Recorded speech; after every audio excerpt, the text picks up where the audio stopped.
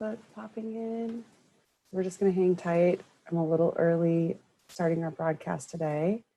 But I did want to see, I know some of you also participated in the discussion in the Mending the Soul Facilitator Facebook forum. And if you had any questions that you thought of while doing that, go ahead and type those into the Q&A box now, and I'll get to them during the webinar. I'll go ahead and announce this again in a minute, but feel free to comment there and ask any questions that came up for you as you were participating in that discussion.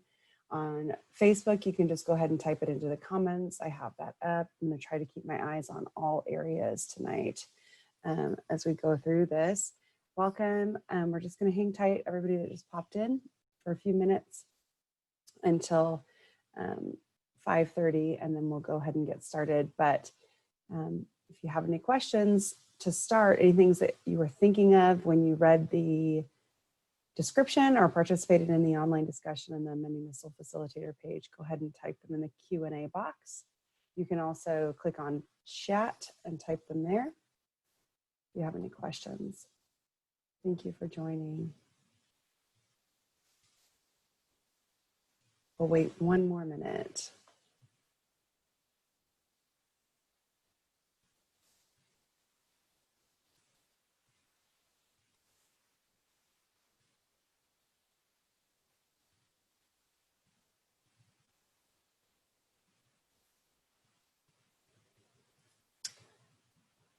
All right.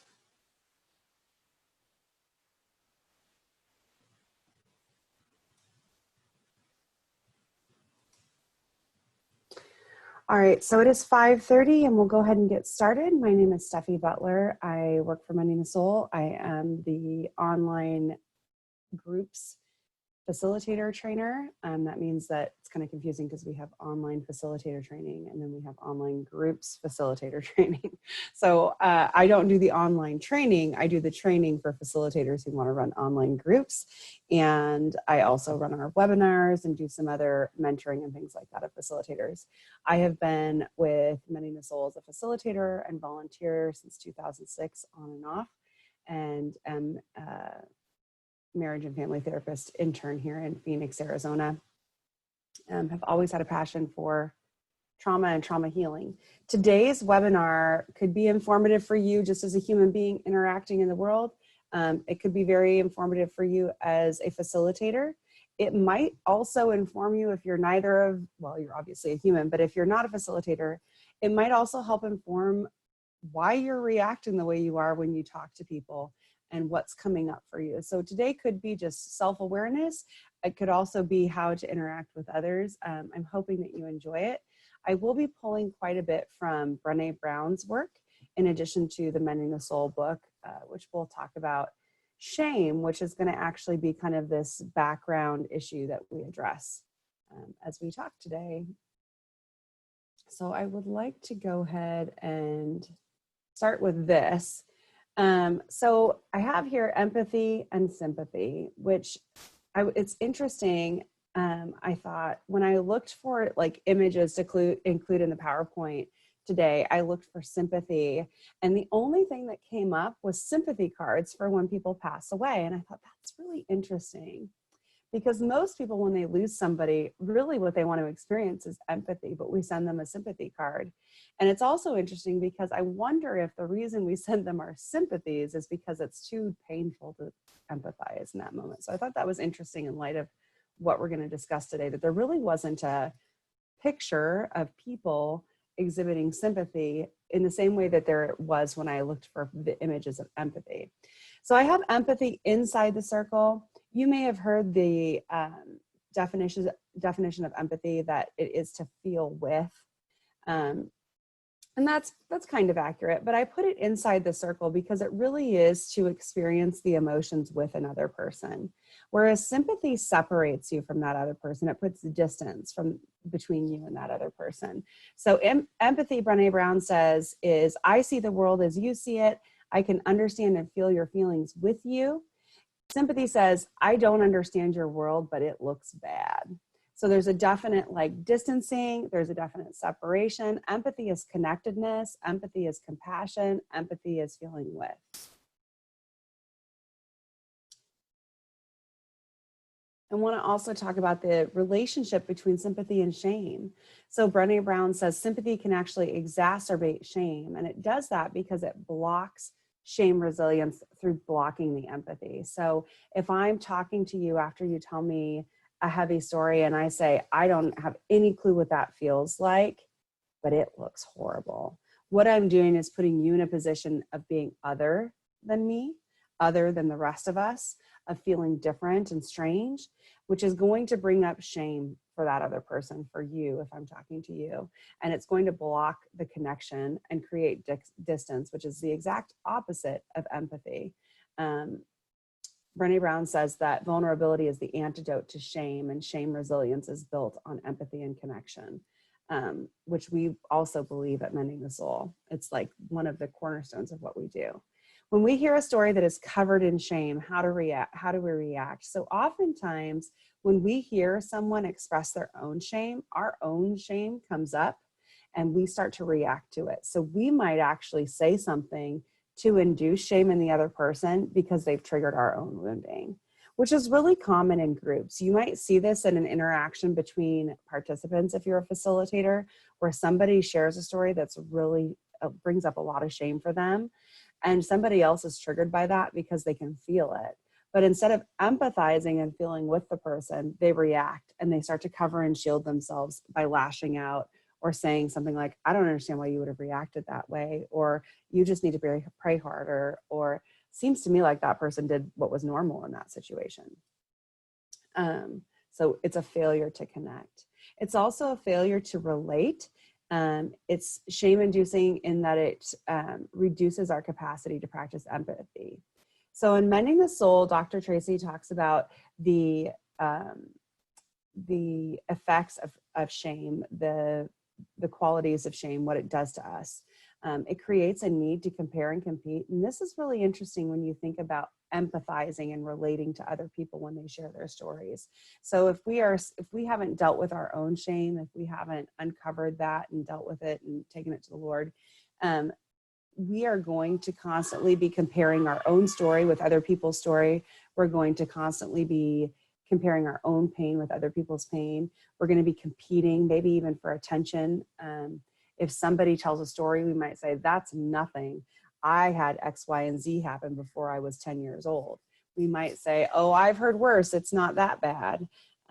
So there's even a compare and a compete in the sense of the severity of abuse and trauma. Blame shifting, we might even call this victim blaming in this sense, where you're unable to empathize with a person because you are finding someone else to blame. It might be that you've wounded somebody and they come to you, and instead of empathizing with the pain that you've created, you turn it back on them and say, well, you did blah, blah, blah, blah, blah. That happens oftentimes when we haven't dealt with our own shame and pain. And sabotage intimacy. What better way to sabotage intimacy than to create distance, because we're unable to feel and respond in a compassionate way to people's emotions. So here I have a little cartoon that says, it's a doctor with a patient in the hospital. Of course I'm listening to your expression of spiritual suffering. Don't you see me making eye contact, striking an open posture, and leading towards you and nodding empathetically?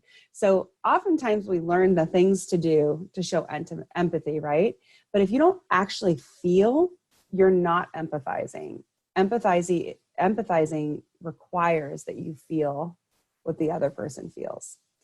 So how do we do that? Well, the first thing is to really listen, like really listen. Pay attention to the words the person is using, the words they're using to describe their experience and their emotions.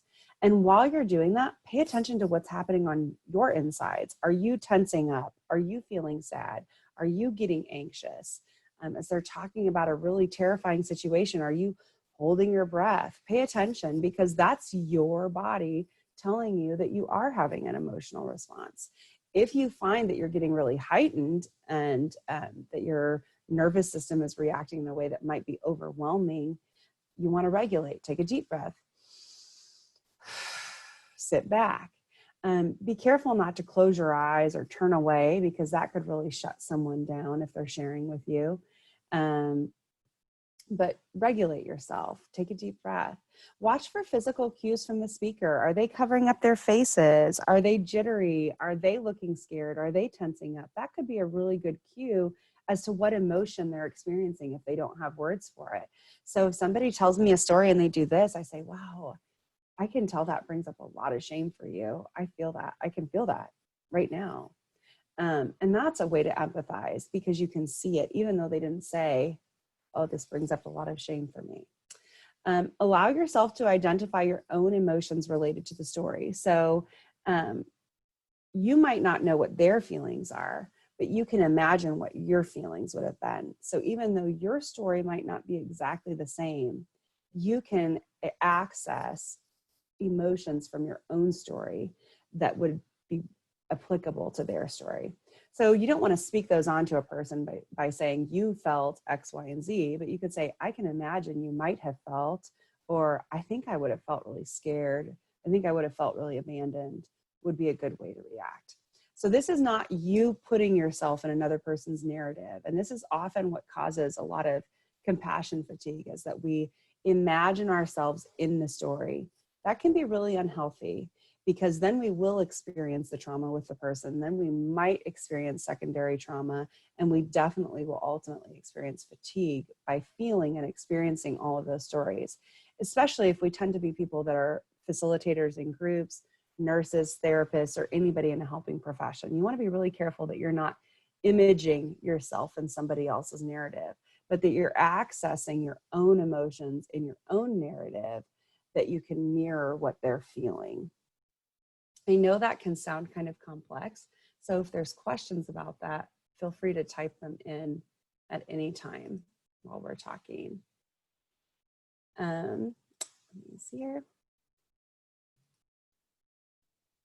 So what doesn't work? I asked our Mending the Soul facilitators to give me some examples of things that have been said to them in the context of group, or when they first disclosed their abuse, or things like that.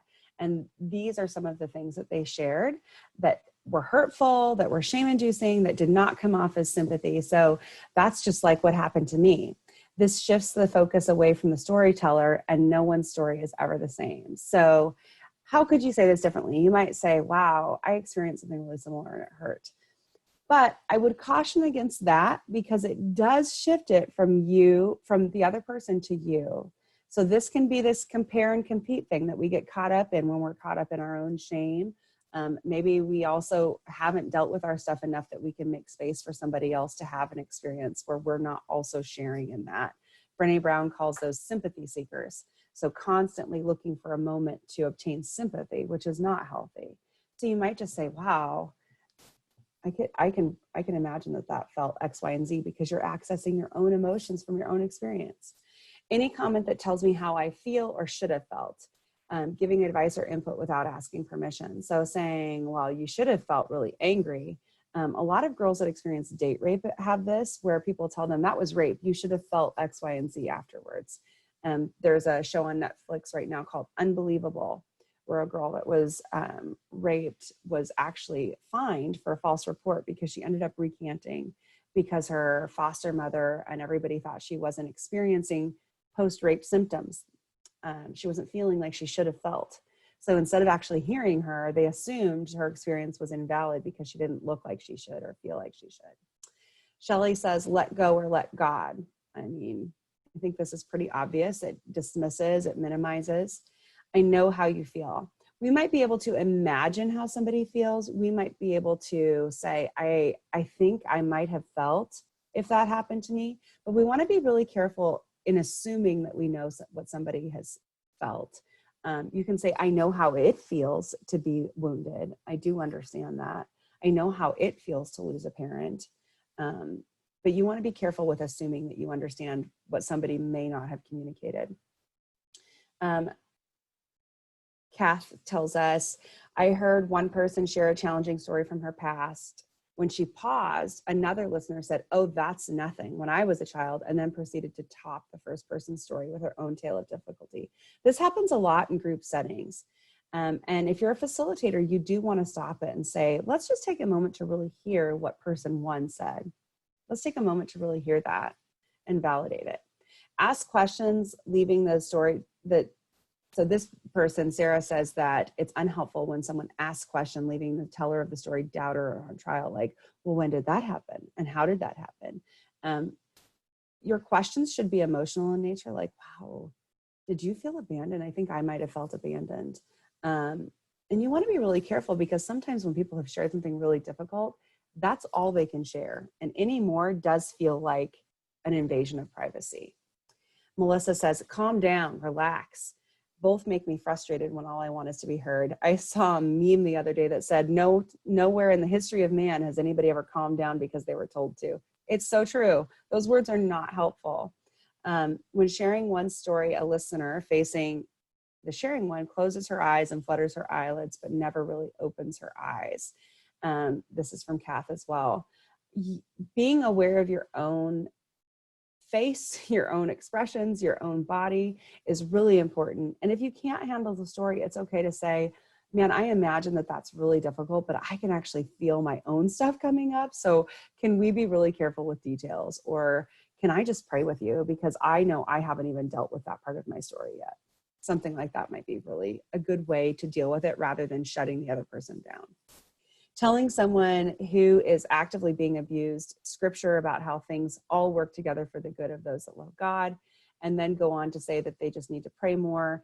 I think I would include in this anything about God has a plan, God knew this was going to happen, God planned this for your life. It's really important that we remember God's character, and that he does not plan for our pain or for our sorrow or for our destruction. He plans that we would have, and hopes that we would have life, an abundant life, but we live in a broken world where there's sin, and that's why bad things happen, but not because God intended them for us.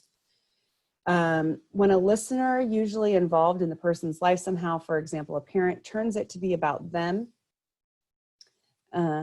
completely missing the wounded person in front of them and requiring the survivor to overcome someone else's issues again. This can happen a lot in marriage and in parent-child relationships. So when we say to our husband or our wife, you know, when you said X, Y, and Z, it really hurt. And then we come back to, well, the reason I did that is because you always blah, blah, blah, blah, blah, blah. Which, this is hard. Marriage is hard. Relationships with your kids are hard. It's really important that if somebody takes a step to be vulnerable enough to share a wound, that we hear and listen, and we can deal with the other stuff later. But if you bring up other stuff in the moment, you're invalidating that person's pain and also minimizing your own harm to that person. And probably the reason that you're unable to experience empathy with that person or for that person is because there's a level of guilt or shame involved, where you feel ashamed for having hurt that person. Acknowledge that. Wow, I'm really sorry, and I feel really horrible about that. I need to take a minute and deal with my stuff before we keep going. So some more things that don't work. What do you think God wants you to learn from this, from Warren? I think that's great. I think God will teach us things. I think when somebody's sharing a difficult story, it's inappropriate to jump in with, what are you learning? That can come later. Right now, God really wants us to sit with that person. That's what we can learn from it, is how to feel. Everything happens for a reason. It's not unusual for a man to behave that way. Forgive and forget, Chanel says. Let it go, pray harder, don't let bitterness take root. That's in the past, let it go. I think we've all heard these things, especially if we have past trauma from our childhood. I have trauma from a parent, and I have heard this oftentimes. There are no perfect parents. I'm sure she loved you, even though she made mistakes. And that minimizes the pain, it minimizes her actions, it minimizes the fact that she was the adult and I was the child. It also minimizes the impact of abuse on a child. So defending an abuser or telling someone that the abuser probably loved them is really unhealthy. So these are some things that you all said helped you. I want to talk about them a little bit, because some of these actually are borderline sympathy, not empathy. So seeing sadness in the face of another, kind smile, any eye contact at all rather than looking away. I think these are all really great. I think if something makes you cry, cry, don't sob. But if tears come up, let them come and let the person see them. Sometimes people have shared their painful stories so much that they don't know how to feel the emotions related to it. And seeing someone else emote correctly in response to that story is really healthy and helpful.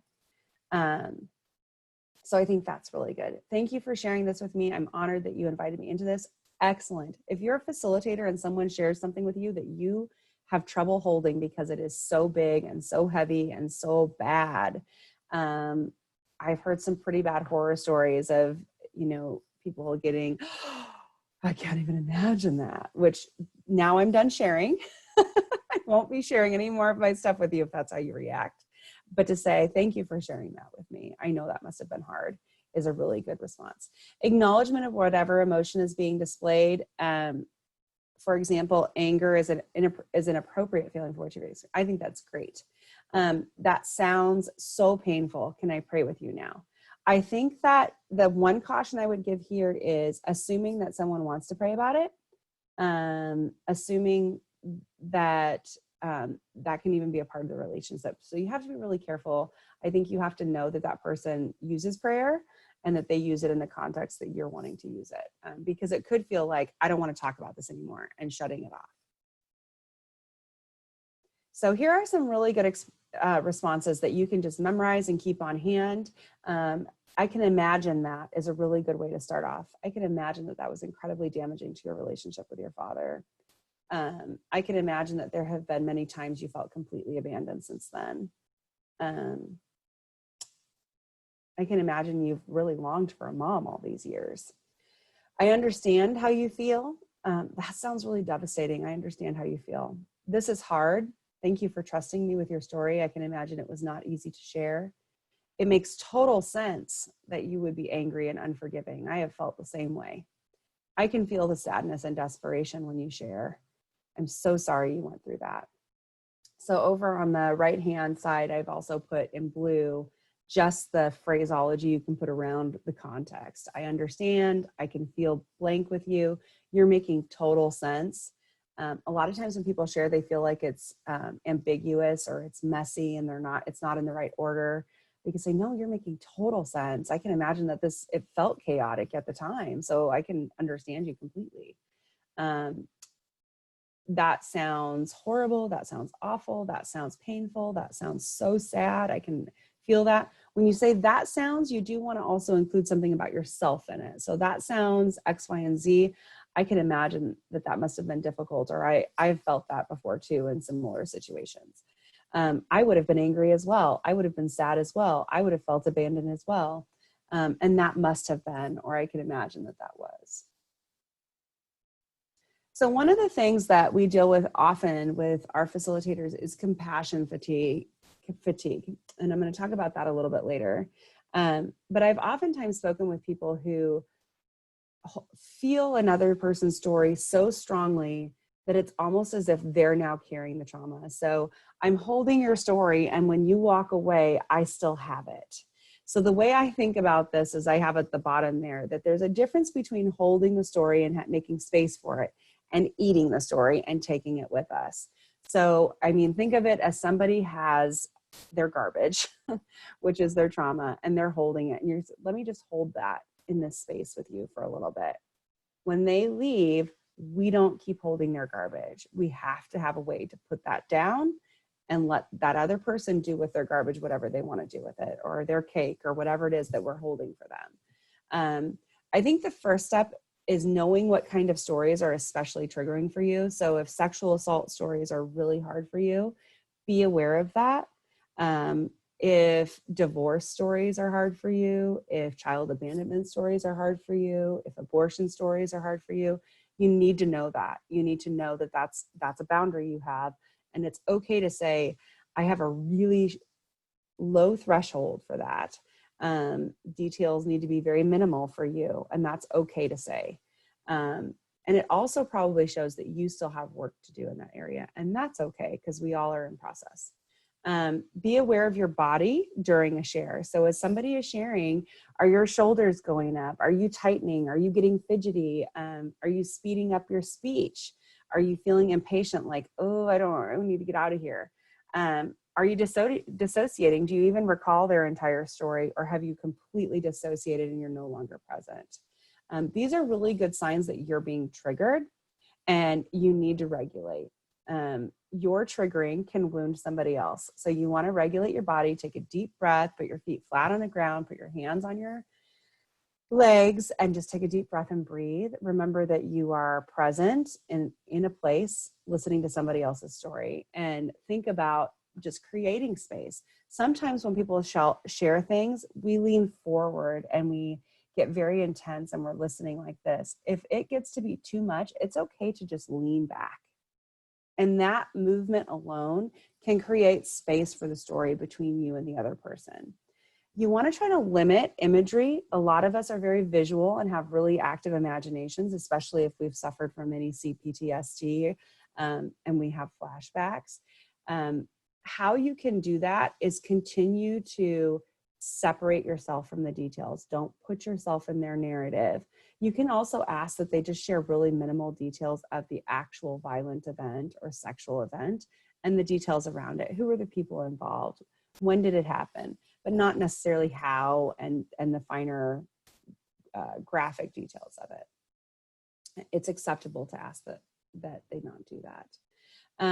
You want to notice what happens for you physically, mentally, and emotionally and spiritually. So are you praying? I think it would be appropriate while someone is speaking, as long as you can listen and pray at the same time, to do that, to identify, I'm feeling very sad, because then that would be empathy. I sense that you're sad and I feel that. You might even notice that you feel a weight on your chest when someone is anxious, and you can say, wow, I can feel that anxiety, like in my own body, I can feel it. And that's the essence of empathy. That's your empathetic response coming alive. And that is a healing agent. So pay attention to that and notice what's happening for you. And ask, do you feel heavy? Because I feel really heavy when you share that. And I can imagine that in the moment it was really difficult. The difference between holding and eating the story. So I hope that makes it a little bit more clear. You're holding someone's story out here. You are not taking it in and consuming it. It's not becoming a part of your story. Any questions so far? Anybody on Facebook? Wait for 1 second.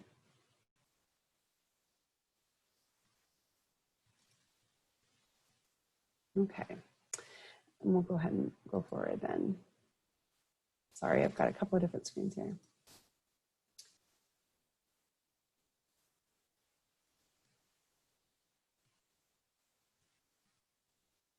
Yeah, so Jennifer says it's hard not to hold it for us highly sensitive people. It's okay to hold it, Jennifer. Just don't take it in. Let it be you holding someone else's story. And it's good that you're sensitive, and it's good that you feel it. And then what we're going to talk about here next is about how to take care of yourself afterwards. Because for highly sensitive people, there is a greater emotional response. So when I say, Jennifer, when I say don't consume it, does that make sense? That you're not putting yourself in their narrative, but that you are finding in your own story a feeling that is similar to what they're experiencing. So you're not jumping into theirs. Yes, it does take practice. So if you find yourself jumping into their story or consuming their story, just say, what am I feeling right now? I'm feeling really anxious, and it reminds me of when X, Y, and Z happened to me. I'm feeling really anxious or really sad and abandoned. I can feel that in my gut, that emptiness. That's my wounding. That's not their story. So make sure that you stay in your own story and access your own emotions that mirror what they're experiencing. So I hope that makes it a little more clear. It does take practice. Catch yourself, correct yourself, and try again. Yeah. See you later, Elle. Okay. Thank you for the question, Jennifer. It is hard. Okay, so these are the 4 quadrants of self-care. I know we all hear about self-care all the time. This is before. So, you know, I'm a therapist and life happens. I have 4 kids, and there's days that I go into session and I have not cared for myself, and I come very empty-handed to those sessions. I bring what I have. We all do. And the same is true for you if you're a facilitator. So you want to make sure that you're practicing good self-care, and we'll talk a little bit about that in a little bit. Transitions to work, transitions to trauma, grounding, self-check-in. We've talked about grounding before. The difference between grounding and mindfulness is that mindfulness is really about helping you be in touch with your mind, body, soul connection. What am I feeling in my body? How is it connected with my emotions? Am I being mindful of how my body is informing me about my emotions? Are my shoulders tense? What am I stressed out about? That's mindfulness. Grounding is, I'm feeling really not present. I'm kind of freaking out. I need to remind my body and my mind that I am here and not where all of my worries are. This person's story is taking me back to the past, to my story, and I'm freaking out, but I'm actually here and now. So you remind your body that you are in the here and now by using all 5 of your senses: sight, sound, touch, taste, and smell. So take some deep breaths, put your feet flat on the ground, put your hands somewhere where you can feel texture and touch, and just say, I'm here. How do I know I'm safe? How do I know that's not happening to me? And you can do this while someone's talking to yourself. You know, like right now I'm sitting in my office. I notice that it's dark when I look at you on the screen, but it's not dark in my office. I can see chickens outside. I can feel the chair is a little rough. So that's grounding. And I know I'm safe because I'm in my home. I'm around people that love me. I've never been wounded here. So that's how I know I'm safe. And that helps me ground and connect to the here and now. Later or during the share, during group, during wherever you are, where you are experiencing an opportunity to be empathetic or show compassion. If you're a nurse, this can happen a lot for you. Focus on the task at hand, stay present and grounded, breathe, posture and body awareness. We've talked about that. Create distance or protection. So like I said, you might actually move yourself back, not obviously like you're jumping back, but just lean back in your chair if you need to, just to create some space between you and the storyteller. You may even need to take a step back. Some people, when they're telling a story, try to get really close, but if that's uncomfortable for you, it's totally okay to take a step back. Mantras, this comes from somewhere else. I would say if you have scripture that reassures you, you could put that in there. Limit the imagery, we talked about that. Notice your reactions and plan for intervention later, and leave the trauma when you leave. Jennifer, you're going to need to practice what works for you, and anybody else that is sensitive, you might actually visualize yourself like leaving their stories on the table when you leave. I'm leaving this here. I'm going to pray for them and where they take it, but I am only taking my story when I leave. So then afterwards, regular practice of relaxation techniques, physical movement, shake it out, build and use broad support. Make sure you have people that you can talk to and pray with. Take care of your physical health. This includes making sure that you are eating and moving and feeding your body, and have a life outside of work and have a life outside of mending the soul. I know some of you are doing 4 groups at a time. That's not good for you. You need to be doing other things. Transforming meaning, transitions to and from trauma and to and from work. I think that'll make sense. Right after, you might take some time on your drive home from group, if you drive to group, to relax, do some breathing exercises, visualization exercises, redirect your thinking, and then utilize support. Maybe you call your prayer partner. Any questions about that? I don't see questions on Facebook. I don't see questions in here. Okay. Good. So this is the warning signs of compassion fatigue. So it says, and I'm sorry, it's a little bit fuzzy. Exhaustion, reduced ability to feel sympathy or empathy, anger, irritability, increased use of alcohol or drugs. This isn't addiction. This is, I used to have a really stressful job in sales, and my boss was horrific, right after I got married. And I came home and made margaritas every night, which is not my normal practice. So my husband's like, are you stressed out? And I'm like, I think I am, but I hadn't really connected at all. I just thought, I'm making margaritas, I'm a newlywed, whatever. So it doesn't need to be you're getting drunk. It can be a drink just takes the edge off. So we like to say alcohol use and not abuse. Everybody medicates somehow. Maybe you come home and have a pint of ice cream. Maybe you come home and Netflix binge. So there's a difference between medicating and self-care. dread of working with certain clients, diminished sense of enjoyment of career, disruption to worldview. Are you questioning God? Are you questioning your belief systems that you've held for a long time in a way that is really different and deep? Heightened anxiety or irrational fears, intrusive imagery or dissociation, hypersensitivity to emotional material, difficulty separating work life from personal life, absenteeism, impaired ability to make decisions, and problems with intimacy and personal relationships. My experience is that this stuff usually comes up with people that that you live with. So the people that usually are normally really easy to care for, they don't cost a lot in terms of compassion, in terms of energy, but you are doing Mending the Soul and you're working and you're doing all these other things, and you come home and you don't have time to sit with your kids, or you don't have the energy to sit with your kids without being really irritable. It's probably a good sign that you need to do some more self-care and take care of yourself. These are the 7 pillars of self-care, and the recent research I've been reading talks a lot about intention. So if I am doing all of these things to take care of myself, but my intention is not self-care, it's going to actually change the way I process these things. And all of these things can actually become really harmful and be a way of us escaping rather than caring. So I think what I want to do is talk about these things, and then I want to talk about how they could be misused. So the first is knowledge and health literacy. So making sure that you have good knowledge about what is healthy. There's a lot of people out there that'll tell you such and such diet is healthy, that you should weigh a certain amount and your body should look a certain way. I'm going to go ahead and say that that's between you and your doctor, but that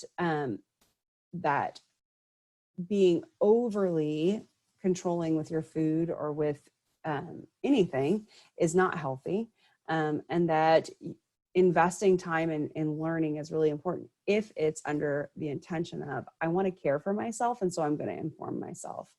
Mental well-being and self-awareness agency, making sure that you keep your choice, that you're not being forced into anything. Agency means that you have your own ability to say yes or no. How is your mental well-being? Are you exhausted? Are you on empty? Are you, do you know how you're doing? Are you even aware of that? Or have you totally shut down your own ability to have needs and desires? Physical activity. This is one that a lot of people use to escape because they are no longer connecting with people. They're just physically active all the time. So this could also go overboard. But there is research that shows us that our brain and our bodies release really healthy chemicals that help us recover from trauma when we exercise to the point of sweating and increase our heart rate to a certain level. Healthy eating is really important. This doesn't mean restriction. It doesn't mean just vegetables like what's on there. It means a healthy view of food. Risk avoidance. This is really important. Sometimes when we're really activated or triggered by something, we participate in risky behaviors as a way of self-medicating, self-soothing, and we want to avoid those things. Good hygiene, taking care of yourself, waking up and showering. I'm a mom of 4. I think all new moms realize at some point the power of a good shower. And that's because we have to go without them for so long. So making sure that you're giving time for yourself to caretake yourself in the way you would want to be taken care of. And then use of products and services. So making sure that you are getting therapy if you need it, that you are not over medicating, that you are actually caring for your body, mind, and soul. Any questions? That's all I have for the PowerPoint, but I do want to leave a lot of time for questions about any of the things that we covered today. So go ahead and type them in. I know it took you guys a little time last week or 2 weeks ago to get all your questions typed in. And Facebook, I also have you up, so you can ask questions there as well. You can use the Q&A box, or you can use, there we go, or you can use the chat box. Are the PowerPoints available? No, I do not make them available because I don't have permission to make all of that stuff available from the original people. But the link is available, so you can do whatever you want if you want to go back and watch the recording after it's made public.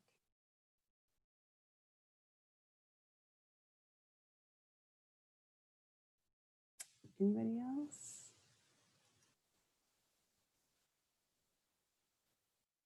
Facebook, any questions? Refresh Facebook. All right. All right. It doesn't look like, oh, when you share your own story, should you do the same when you did when you were a participant, or should you limit it?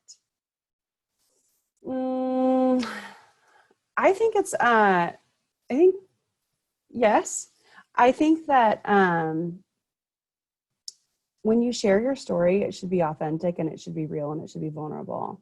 You can imagine if you were an incest victim coming into a group and your facilitators were like, I've been dealing with some relationship difficulties and this group has helped me. And you leave it at that. They are not going to want to share their stuff with you.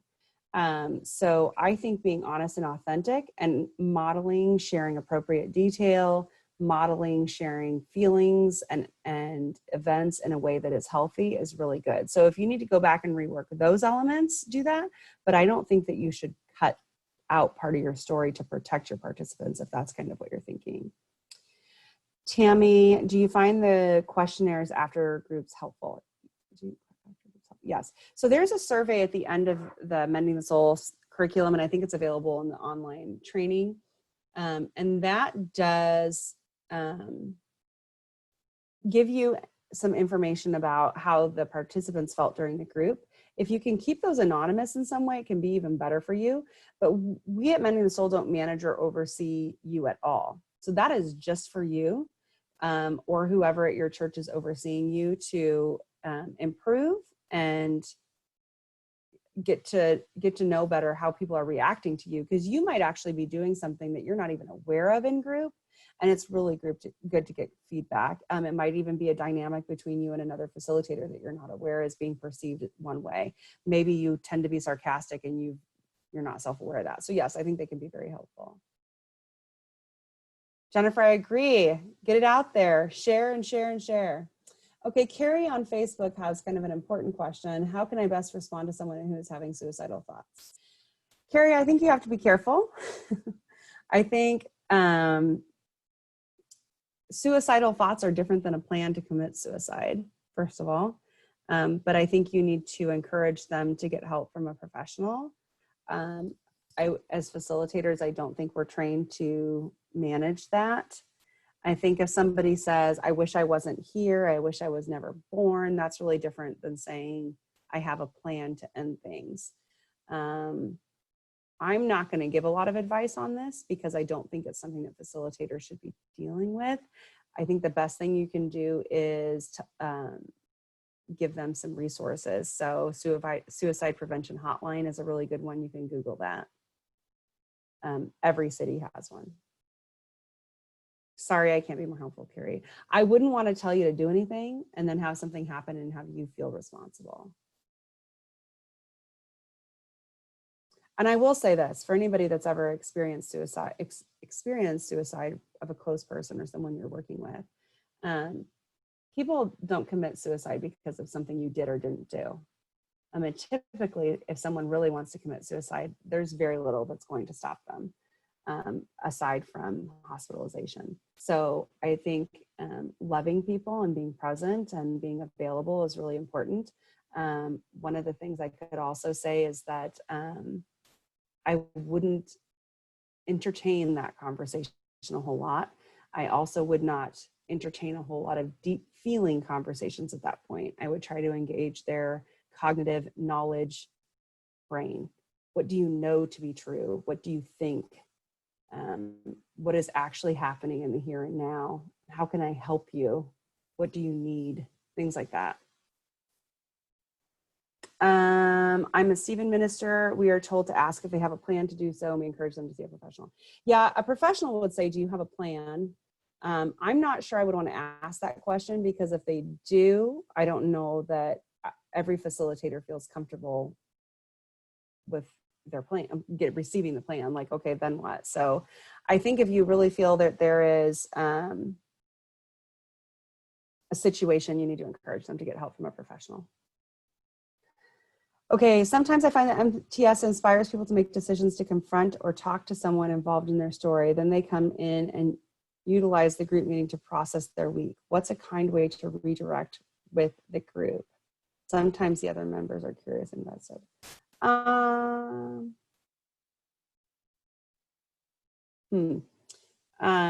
So I'd be curious what part of MTS seems like it's encouraging people to confront their abusers, maybe. I'm not sure that,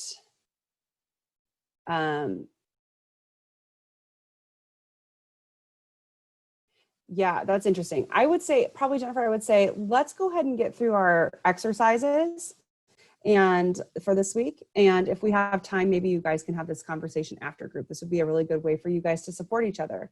I also run a lot of online groups, and I encourage them to have a text group with their fellow participants if they're all comfortable with it, where they can share like, hey, I had a talk with my dad this week, please be praying for me. And they can have that conversation outside of group. The participants can talk to each other outside of group. They don't need to just share in group. Tell a person who isn't aware of their abuse about it. That might be healthy for you to be able to say it can take up too much time. Yeah, you can just say like, I don't want to take up too much time with this, but can you keep it brief?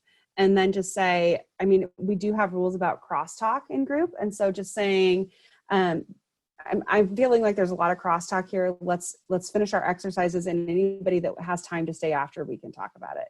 Would probably be what I do, if you'll feel comfortable with that. Or you can just say, yeah, okay. And Carrie says, if it's in their intake form about suicide, absolutely do not let them join the group, Carrie. No. Mending the Soul brings up even more stuff. They are not ready. They need to go see a therapist. They need to get some healing before they start group. It will get worse if they're in group and they're already suicidal. Okay, that was from Facebook, and she was referring to the suicidal question. Anybody else have questions? Good facilitator questions. No, going once, going twice. All right, guys. I know we've had a time lag in getting the recordings posted. I'm working on that. We're trying to find a way to make them more easily shareable than the previous file type. So just be patient with us. But if you are registered for a group, you can share the link that way. Do I know of a group meeting in Maricopa? The best way to find a group is to go to our website and click on Find a Group. That is an accurate way of finding registered groups. We actually don't have any other list than that is available online. Okay? All right, guys, have a great evening. If anything comes up, feel free to email me at steffi.butler@mendingthesoul.org. Or you can Facebook me. Happy to answer any questions there. And I look forward to seeing you in our next webinar. Feel free to share the webinar invitations with your friends on social media. They are not just for facilitators, okay? All right, guys, thanks for coming. Bye-bye.